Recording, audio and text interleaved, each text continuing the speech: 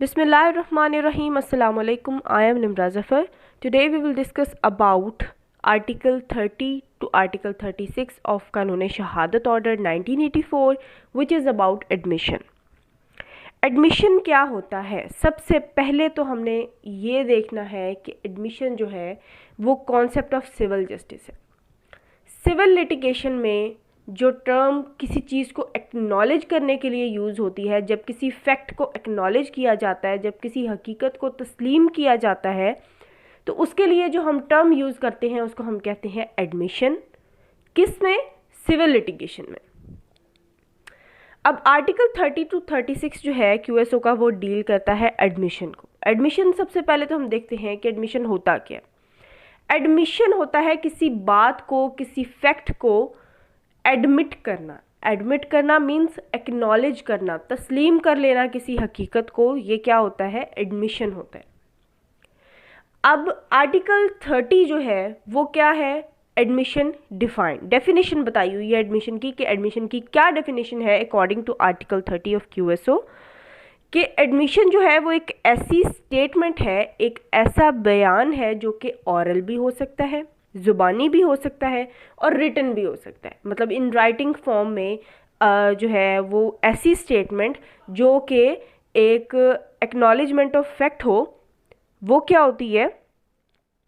Admission होती है। अब एडमिशन जो है वो ऑरल भी हो सकता है और एडमिशन जो है वो रिटन भी हो सकता है। लेकिन अब यहाँ पर कंडीशन क्या रख दी गई है आर्टिकल 30 में, कि ऐसी स्टेटमेंट एडमिशन होगी विच सजेस्ट एनी इन्फेरेंस। इन्फेरेंस को क्या कहते हैं? इन्फेरेंस क्या होता है? कंक्लूजन, कि ऐसी चीज़ जिससे कंक्लूजन ड्रॉ हो सके। कोई ऐसा इशू है, कोई फैक्ट इन इशू के बारे में ऐसी स्टेटमेंट आ गई है जिस स्टेटमेंट से जो है हम किसी कंक्लूजन तक पहुँच सकें। Conclusion of what? Conclusion of inference of fact in issue and relevant fact. ठीक है, ऐसी स्टेटमेंट जिससे हम किसी नतीजे पर पहुंच सकें, किसी मसले का जब हल निकल जाता है, ऐसी स्टेटमेंट को हम क्या कहते हैं? एडमिशन। फॉर एग्जाम्पल, इसमें एक एग्जाम्पल लेते हैं कि ए और बी के दरमियान में कॉन्ट्रैक्ट हुआ। ए जो है उसने कॉन्ट्रैक्ट की वायलेशन की। अब यहाँ पर जब कोर्ट में ए इस बात को ऑरली एडमिट करेगा कि यस, मेरे और ए बी के दरमियान में जो है वो एक कॉन्ट्रैक्ट एग्जिस्ट करता है, तो ये बात क्या होगी? ये ए का एडमिशन होगा। उसने एडमिट कर लिया है कि yes, there is a contract which exist between me and B. ठीक है, ये है एडमिशन।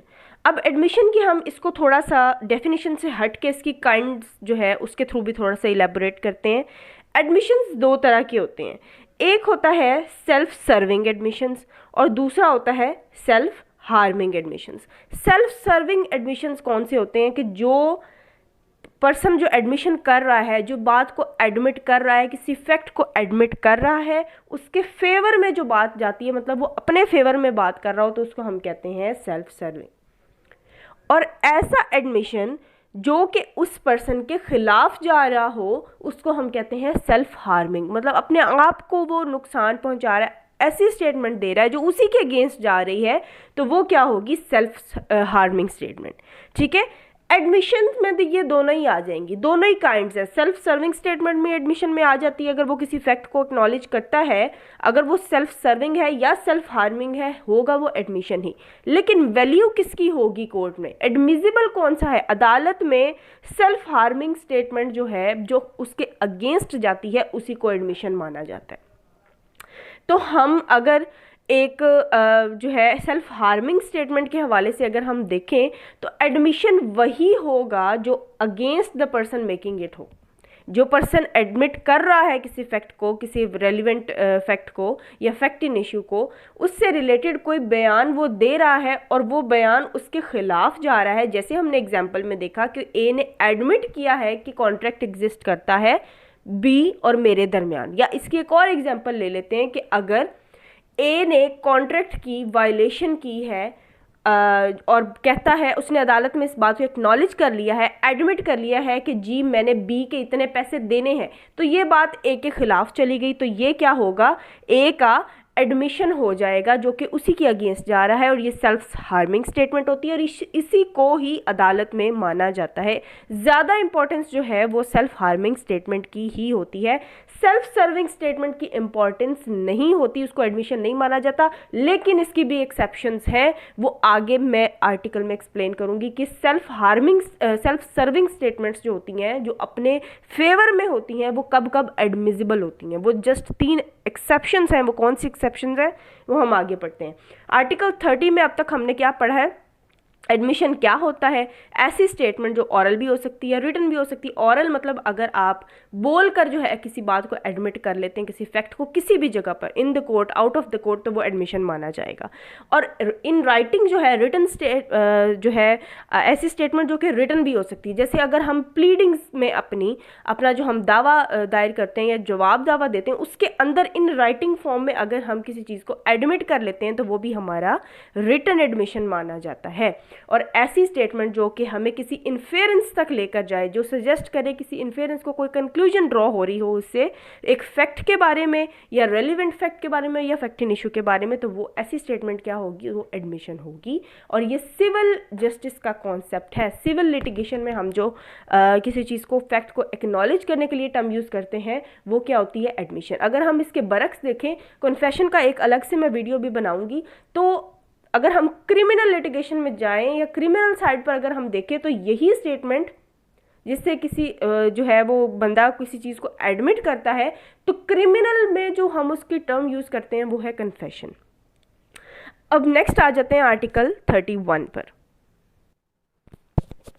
आर्टिकल 31 है admission by party to proceeding और हिज एजेंट एक्सेट्रा। अब आर्टिकल 31 हमें बताता है ऐसे पर्सन के बारे में जो कि एडमिशन कर सकते हैं। अब कौन कौन से वो पर्सन हैं जो एडमिशन कर सकते हैं, जिनकी जो है एडमिजिबिलिटी है कोर्ट के अंदर? तो सबसे पहले तो पार्टीज़ टू द सूट, जो लिटिगेशन जिन पार्टीज़ के दरमियान में चल रही है, वो जो एडमिशन करेंगे, उनमें से कोई पार्टी एडमिशन करती है तो वो एडमिजिबल होंगे। उसके अलावा एजेंट, ऐसे पर्सन जिनको ऑथराइज किया है पार्टीज टू द सूट ने अपने बिहाफ पर, कि मैं अगर नहीं होता तो मेरे बिहाफ पर ये एक्ट भी कर सकते हैं, कोई काम भी कर सकते हैं, एडमिशन भी कर सकते हैं, हर चीज़ कर सकते हैं, जिनको पावर ऑफ अटॉर्नी देकर पार्टीज टू द सूट ने अपने बिहाफ पर जो है ऑथराइज किया होता है, वो होते हैं एजेंट। तो एजेंट्स जो है वो भी एडमिशन कर सकते हैं। उसके अलावा रिप्रेजेंटेटिव करेक्टर में कोई पर्सन है, उसको भी ऑथराइज किया हुआ है पार्टी ने, तो वो भी एडमिशन कर सकता है। उसके बाद ऐसा पर्सन जिसका प्रोप्राइटरी इंटरेस्ट हो प्रॉपर्टी में या सब्जेक्ट मैटर में या पेक्यूनरी इंटरेस्ट हो, मतलब अगर तो जो मामला है वो पैसों से रिलेटेड है या कोई प्रॉपर्टी से रिलेटेड है, तो उसका इंटरेस्ट बनता हो सब्जेक्ट मैटर में, ऐसा कोई भी पर्सन, ऐसा रेलिवेंट पर्सन जिसका सब्जेक्ट मैटर में कोई भी इंटरेस्ट है, पेक्यूनरी या प्रोप्राइटरी, जिसका लोकस स्टैंडाई बनता है, तो वो क्या होगा, जिसका सफिशिएंट इंटरेस्ट है सब्जेक्ट मैटर में, तो ऐसा पर्सन भी एडमिशन कर सकता है। उसके बाद है प्रीडिसेसर इन टाइटल, ऐसा पर्सन जिससे पार्टीज ने अपना राइट पहले डिराइव किया था, जिस पर्सन से राइट डिराइव होकर पार्टीज के पास आया है, वो होता है प्रीडिसेसर इन टाइटल, जिसका राइट जो है एक्सटिंग्विश हुआ और एक्सटिंग्विश होके पार्टीज के पास आया। तो जिस पर्सन का राइट एक्सटिंग्विश हुआ था, ख़त्म हुआ था, वो पिछला पर्सन, उसका एडमिशन जो है वो भी कोर्ट में एडमिजिबल होगा। उसका राइट ख़त्म हुआ ना, हमेशा उस पर्सन का एडमिशन जो है वो वैल्यूएबल होता है, जिसका राइट जो है वो जा रहा होता है, ख़त्म हो रहा होता है। अब एक प्रॉपर्टी है, वो आगे पार्टीज़ के पास आ गई, लेकिन प्रॉपर्टी का कोई जो है वो मसला बन गया है। अब जो प्रीडिसेसर इन टाइटल है, उस प्रॉपर्टी का टाइटल जिसके पास पहले था, जिससे वो प्रॉपर्टी आगे गई थी, उसका जो एडमिशन है वो भी एडमिजिबल हो सकता है। उसके बाद एक चीज़ हम इसमें एक आर्टिकल 31 में एक और ऐड करते हैं, रेफर्ड पर्सन, ऐसा पर्सन जिसको पार्टीज रेफर करती हैं। फॉर एग्जांपल ए और बी के दरमियान में कोई मसला चल रहा है, ए जो है वो बी को कहता है कि सी से जाकर पूछ लो, ये बात जो मैं कह रहा हूँ ये बात ठीक है, ठीक है। तो वो क्या होगा, रेफर्ड पर्सन, कि ए ने रेफर किया है सी को कि उससे जाकर बात पूछ लो जो मैं बात कह रहा हूँ वो ठीक है। आर्टिकल 33 इसी को डील करता है, रेफर्ड पर्सन को, तो ऐसे पर्सन का जो एडमिशन है वो भी क्या है, एडमिसिबल होगा। उसके बाद आ जाते हैं आर्टिकल 32 पे, एडमिशन बाय थर्ड पर्सन। अब इन पर्सन्स की बात नहीं हो रही यहाँ पे स्ट्रेंजर पर्सन की बात हो रही है, जिसका के उस जो मामला है उससे कोई लेना देना नहीं, ना तो वो पार्टीज टू द सूट है, ना ही वो इनमें से कोई एक है, ठीक है। लेकिन यहाँ स्ट्रेंजर की बात हो रही है कि स्ट्रेंजर का जो एडमिशन है वो कब जो है वैल्यूएबल होगा, कब एडमिशन उसका माना जाएगा, कंसिडर कब किया जाएगा। Admission by third person whose position must be proved as against the party to the suit। अब यहाँ पर admission of stranger is relevant. सबसे पहली बात तो हम एक जनरल व्यू देखते हैं। जनरल व्यू जो है वो ये है कि थर्ड पर्सन का एडमिशन, मतलब एक स्ट्रेंजर का जो एडमिशन है जिसका कोई इंटरेस्ट नहीं बनता प्रॉपर्टी में, उसका एडमिशन जो है वो वैल्यूएबल नहीं है, उसकी कोई वैल्यू नहीं, वो एडमिसिबल नहीं है।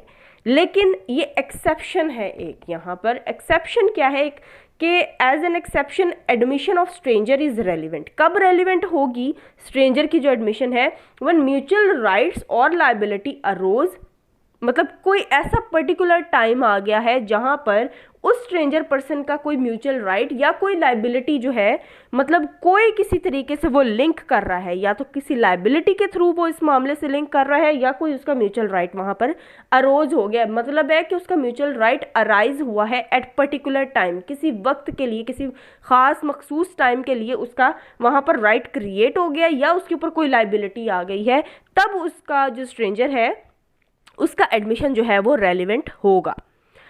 अब इसको एक इलस्ट्रेशन से हम देखते हैं। इलस्ट्रेशन क्या है कि B sues A for not collecting rent, A undertakes to collect rent for B. A ने अपने ऊपर लायबिलिटी ले ली है कि वो बी के लिए कलेक्ट करेगा रेंट, किससे, सी से। B sues A for not collecting rent due from C to B. अब यहाँ पे बी ने इसके ऊपर सूट फाइल कर दिया है। क्यों सूट फाइल किया है कि इसने जो अंडरटेक किया था, जो इसने जिम्मेदारी ली थी, जो इसके ऊपर लायबिलिटी थी, वो इसने पूरी नहीं की। तो यहाँ पर जो ये पर्सन है ए, इसके ऊपर लायबिलिटी आ गई ना, अपनी लायबिलिटी की वजह से जो ये एडमिशन करेगा, ये फैक्ट को या फैक्ट इन इशू को ये एडमिट करेगा, किसी बात को तस्लीम करेगा, या जो एडमिशन भी करेगा वो रेलिवेंट कंसीडर होगा। क्यों? क्योंकि फॉर द टाइम बीइंग एक पर्टिकुलर टाइम के लिए उसके ऊपर एक लायबिलिटी आई थी। Liability of A depends upon liability of upon the C, जो कि एक स्ट्रेंजर है, ठीक है। अब सी ने यहां पर कलेक्ट करना था रेंट, ठीक है।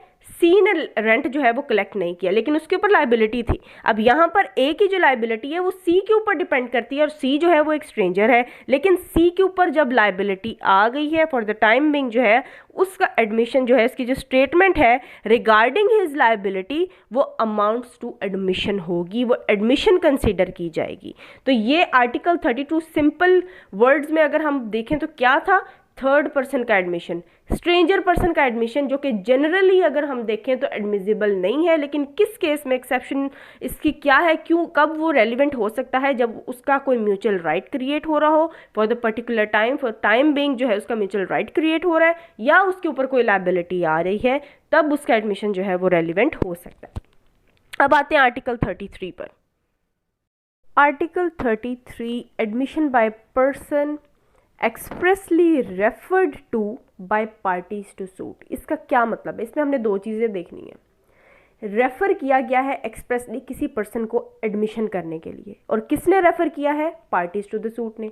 जब पार्टीज टू द सूट दोनों पार्टीज में से कोई एक पार्टी जो है किसी तीसरे बंदे को रेफ़र करती है कि जाएं और ये बात उससे जाके आप कंफर्म कर लें कि जो बात मैं कह रहा हूँ वो ठीक है, या किसी भी फैक्ट को मानने के लिए, या रेलिवेंट फैक्ट को, फैक्ट इन इशू को तस्लीम करने के लिए, किसी हकीकत को तस्लीम करने के लिए, जब पार्टीज टू द सूट किसी तीसरे बंदे को एक्सप्रेसली रेफर्ड करती हैं, तो उसको हम, उसका जो एडमिशन होता है उस रेफर्ड पर्सन का, वो भी एडमिसिबल होता है।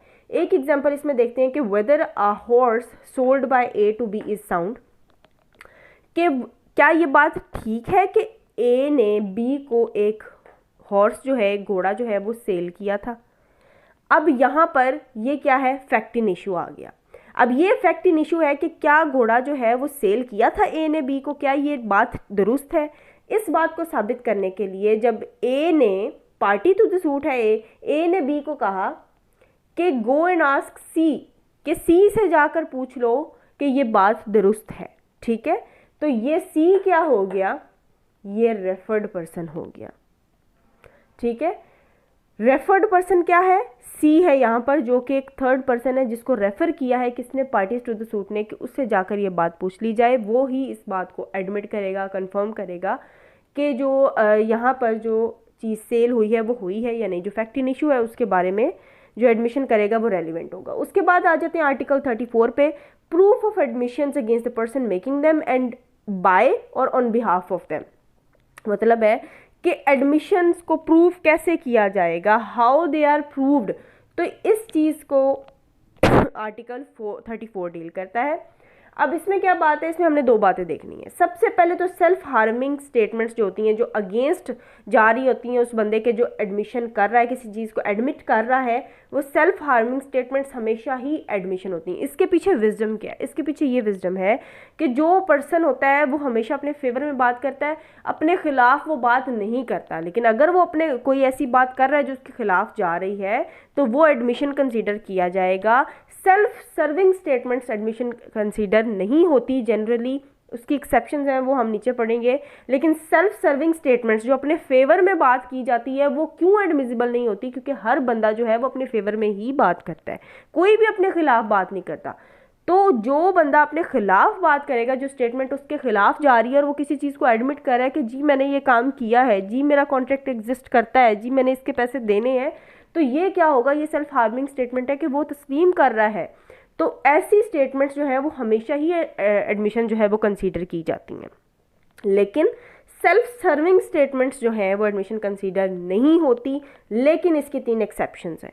किन किन केसेस में सेल्फ सर्विंग स्टेटमेंट्स भी एडमिशन कंसीडर हो सकती हैं, रेलिवेंट कब हो सकती हैं, ये 3 एक्सेप्शंस जो हैं इसकी, ये अब हम देखते हैं। सबसे पहले तो डाइंग डेक्लेरेशन इसमें आ जाता है। आर्टिकल 46 सब आर्टिकल 1 इसको डील करता है कि जो मरने से पहले एक इंसान जिसको यकीन हो कि मैंने ज़िंदा नहीं रहना, मैंने मर जाना है, वो अपने मरने के बारे में या जो अपना कॉज ऑफ डेथ है उसके बारे में अगर कोई बयान देता है, ठीक है, या उसके अलावा भी अगर वो मरने से पहले कोई बयान देता है तो यही बात कंसीडर की जाएगी कि वो पर्सन जो है वो मरते वक्त इंसान, मरता हुआ इंसान कभी झूठ नहीं बोलता। तो वो अगर बात उसके फेवर में भी जाएगी तो वो सेल्फ सर्विंग स्टेटमेंट यहाँ पर रेलिवेंट कंसीडर की जाएगी और इसको एडमिशन मान लिया जाएगा। दूसरी बात क्या है, स्टेट ऑफ माइंड और बॉडी। आर्टिकल 27 इसको डील करता है कि अगर कोई फैक्ट इन इशू है, ठीक है, उसको साबित करने के लिए हम स्टेट ऑफ माइंड और बॉडी देखेंगे। अगर एक पर्सन है वो सेल्फ सर्विंग स्टेटमेंट दे रहा है, अपने फेवर में स्टेटमेंट दे रहा है, तो वो एडमिशन कब मानी जाएगी, वो रेलिवेंट कब होगी, उसके जब उसने वो काम किया था, जब वो इशू क्रिएट हुआ था, तब की उसकी स्टेट ऑफ माइंड और बॉडी देखी जाएगी। कैसे, इसकी एक एग्जाम्पल हम देखते हैं। एग्जाम्पल इसकी ये है कि ए के ऊपर एलिगेशन है कि उसने जो है वो चोरी का माल जाके सेल किया, ठीक है, और वो ये बात अपने फेवर में करता है कि नहीं मैंने ये चोरी नहीं की, अगर मैंने चोरी की होती तो चोरी का माल मैं हमेशा कम दामों में बेचता, कम प्राइस में बेचता, लेकिन मैंने उसको एज इट इज़ उसी प्राइस में बेचा है। तो यहाँ पर क्या, उसकी उस वक्त की स्टेट ऑफ माइंड और बॉडी आ गया, ठीक है, कि उस वक्त जो है उसकी नीयत क्या थी, उसका स्टेट ऑफ माइंड और उसकी स्टेट ऑफ बॉडी क्या थी उस वक्त जब उसने वो चीज़ सेल की थी। तो वो तो कह रहा है कि मैंने जो है अगर ऐसा होता तो मैं उसको कम दामों में बेचता, लेकिन मैंने तो उसे सही प्राइस पे बेचा है जिस पे बेचना चाहिए था। तो ये उसकी सेल्फ सर्विंग स्टेटमेंट जो है यहाँ पर एडमिसिबल होगी। उसके बाद थर्ड वन क्या है, an admission may be proved by और on behalf of the person making it if it is relevant otherwise then as an admission. ऐसी स्टेटमेंट, ऐसा कोई भी स्टेटमेंट जो कि अगर एडमिशन ना भी होती तब भी वो रेलिवेंट होती, तो उसको भी हम रेलिवेंट कंसीडर करेंगे, ठीक है। जब कब सेल्फ सर्विंग स्टेटमेंट्स की यहाँ बात हो रही है कि ये 3 ही एक्सेप्शंस हैं जब सेल्फ सर्विंग स्टेटमेंट्स जो कि अपने फेवर में की गई बात भी क्या एडमिशन कंसीडर होती है, इसके अलावा अपने जो है फेवर में की गई बात जो है वो सेल्फ सर्विंग स्टेटमेंट कभी भी एडमिसिबल नहीं होती। तो ऐसे स्टेटमेंट्स या ऐसा एडमिशन जो कि एडमिशन अगर ना भी होती है ऐसी स्टेटमेंट्स, तब भी वो रेलिवेंट होती। तो उसको हम कहेंगे कि ये तीसरी एक्सेप्शन है किसकी, सेल्फ सर्विंग स्टेटमेंट की। उसके बाद आ जाते हैं आर्टिकल 35 पर। Article 35, when oral admissions as to the contents of the documents are relevant। अब सवाल यहाँ आ गया है डॉक्यूमेंट का। जब कोई डॉक्यूमेंट है उसके कंटेंट्स के बारे में oral admissions कब रेलिवेंट होंगे? जनरल व्यू क्या है कि जो डॉक्यूमेंट्स हैं उनके कंटेंट्स के बारे में या डॉक्यूमेंट्स को साबित करने के लिए आप oral admissions कर ही नहीं सकते। ये एक जो है इसका जनरल व्यू है कि oral admissions as to the contents of documents are not relevant, वो relevant नहीं होंगे। लेकिन exceptions क्या हैं? When party is entitled to give secondary evidence, direct evidence ही देना है आपने तब भी वो जो है वो एडमिसिबल होंगे। ऑरल एडमिशंस तो सेकेंडरी एविडेंस है। सेकेंडरी एविडेंस के लिए पार्टीज का एंटाइटल होना कि वो एंटाइटल्ड हैं टू गिव सेकेंडरी एविडेंस, ऐसे केसेस में ही जहाँ पर उन्हें इजाज़त हो, वो एंटाइटल्ड हो, उनके पास ये राइट हो कि वो सेकेंडरी एविडेंस दे सकते हैं as to the contents of the document. एक डॉक्यूमेंट को साबित करने के लिए कि ये डॉक्यूमेंट ठीक है, तो वहाँ पर जो है सिर्फ ऑरल एविडेंस, ऑरल एडमिशन जो है वो रेलिवेंट होंगे। जैसे कि हमने आर्टिकल 76 में पढ़ा था कि एक डॉक्यूमेंट है फॉर एग्जांपल को, उसके लिए हमें विटनेसेस भी, कि हम अगर रिटर्न कोई काम कर रहे हैं, कोई लेन देन कर रहे हैं, इसके ऊपर कुरानिक आयत भी है कि जब हम लेन देन का मामला करते हैं तो हम विटनेसेस भी रखते हैं, गवाह भी रखते हैं। तो जब यहाँ पर बंदा इंटाइटल हो जाता है कि वो गवाह क्यों रखते हैं कि कल को अगर कोई मसला बनता है तो उस डॉक्यूमेंट को साबित करने के लिए ऑरल एडमिशंस होंगे, और वो ऑरल एडमिशंस कौन करेंगे? वो उनके विटनेसेस जो उन्होंने रखे थे वो काम आएंगे। पहली एक्सेप्शन तो ये है कि ऑरल एडमिशंस इस केस में जो है आप जो है वो दे सकते हैं कि जब आपको इजाज़त है, जब आप एंटाइटल है, आपके पास ये राइट है कि आप सेकेंडरी एविडेंस दे सकें। दूसरी बात क्या है कि जब genuineness of the document question में हो, जब जेन्युइननेस का ना पता लग रहा हो कि डॉक्यूमेंट जो है ये जाली तो नहीं है, ये डॉक्यूमेंट जेन्युइन है भी या नहीं भी है, तो उसको साबित करने के लिए आप क्या कर सकते हैं? ऑरल एविडेंस के थ्रू भी, ऑरल एडमिशंस के थ्रू भी आप उसको जो है वो साबित कर सकते हैं। यहाँ ऑरल एडमिशंस की बात हुई है कि ऑरल एडमिशंस जनरल भी ये है कि ऑरल एडमिशंस, वैसे तो आप ऑरल एडमिशन कर सकते हैं, जैसे हमने आर्टिकल 30 में उसकी डेफिनेशन में ही पढ़ा है कि वो स्टेटमेंट जो है, एडमिशन जो है वो रिटन भी हो सकता है, वो ऑरल भी हो सकता है। लेकिन यहाँ स्पेसिफिकली हम बात कर रहे हैं किसकी? डॉक्यूमेंट्स की। जब डॉक्यूमेंट जो है उसका मामला आ जाता है तब ऑरल एडमिशंस जो है वो रेलिवेंट नहीं होते। लेकिन दो एक्सेप्शंस हैं कि जब एंटाइटल्ड हो पार्टीज टू द सूट कि वो सेकेंडरी एविडेंस दे सके तब वो ऑरल एडमिशन कर सकते हैं इस केस में। और दूसरा, जबकि जेन्युइननेस जो है इन क्वेश्चन हो के जेन्युइन भी है या नहीं है, तो फिर ऑरल एडमिशन जो है जो कि स्ट्रॉन्ग होने चाहिए आपके, तो वो उसमें जो है रेलिवेंट होंगे। आगे लास्ट जो है एडमिशन का आर्टिकल है article 36, admission in civil cases when relevant. Civil cases की ही एडमिशन जो है वो सिविल केसेस में ही होता है। कन्फेशन जो है वो क्रिमिनल में होता है, सिविल जो है वो किस में होता है? सिविल में क्या होता है? एडमिशन होता है। लेकिन एडमिशन क्रिमिनल में भी होता है, लेकिन हम एडमिशन की जो टर्म है वो वैसे यूज़ किसके लिए करते हैं? सिविल के लिए करते हैं। कि अब यहाँ पर वो कह रहे हैं कि सिविल केसेस में एडमिशन कब रेलिवेंट होगा। जितने हमने आर्टिकल्स ऊपर पढ़े हैं वो रेलिवेंट कब होंगे, एक एडमिशन जो है एक पर्सन कब कर सकता है। वैसे तो जो है एडमिशन जो है हर पर्सन कर सकता है, जो हमने पीछे पढ़ लिया है, लेकिन वो रेलिवेंट कब नहीं होगा और कब होगा? ऐसा एडमिशन रेलिवेंट नहीं होगा जो कि इस कंडीशन, एक्सप्रेस कंडीशन पर ऐसा एडमिशन किया गया हो जिसमें आपने पहले पार्टीज़ ने डिसाइड कर लिया था कि ये जो बात मैं तुमसे कर रहा हूँ, तुम्हारे सामने ये मैं बात का एतराफ़ कर रहा हूँ, ये एडमिट कर रहा हूँ, ये कल को मेरे खिलाफ तुमने यूज़ नहीं करना अदालत में या किसी भी फोरम पर, किसी भी स्टेज पर, ये तुमने एज एन एविडेंस मेरे अगेंस्ट यूज़ नहीं करना। ये बात हमारे दरमियान है तो इधर ही रहेगी। जब एक्सप्रेस कंडीशन ये रखी गई हो तो वो एडमिशन जो है कल को अगर वो बात कर भी देते तो वो रेलिवेंट नहीं होगी। ए और बी जो है आपस में बात कर रहे हैं, कोई एक दूसरे के साथ एडमिशंस कर रहे हैं, उन्होंने एक्सप्रेस कंडीशन रख दी है कि जो बातें हम कर रहे हैं कल को मेरे खिलाफ यूज़ नहीं होंगी, एक दूसरे के खिलाफ यूज़ नहीं होंगी, तो वो एडमिशंस कल को रेलिवेंट नहीं होंगे। ठीक है, मतलब अगर वो आपस में इस चीज़ को अब ये यहाँ पर वो ज़ुबानी अगर ये बात करेंगे कि कल को ये एक दूसरे के खिलाफ हमने यूज़ नहीं करनी, उसको साबित करना मुश्किल हो जाता है। लेकिन अगर हम इन राइटिंग ये बात करते हैं, ए और बी जो है इन राइटिंग आपस में एक्सप्रेस कंडीशन रख लेते हैं कि ये कल को एक दूसरे के खिलाफ यूज़ नहीं करेंगे, तो वो जो है वो रेलिवेंट नहीं होगी। ये था article number 36 and this was all about our today's lecture. Thanks for watching the video and if you like the video then don't forget to like, share and comment. Thank you so much.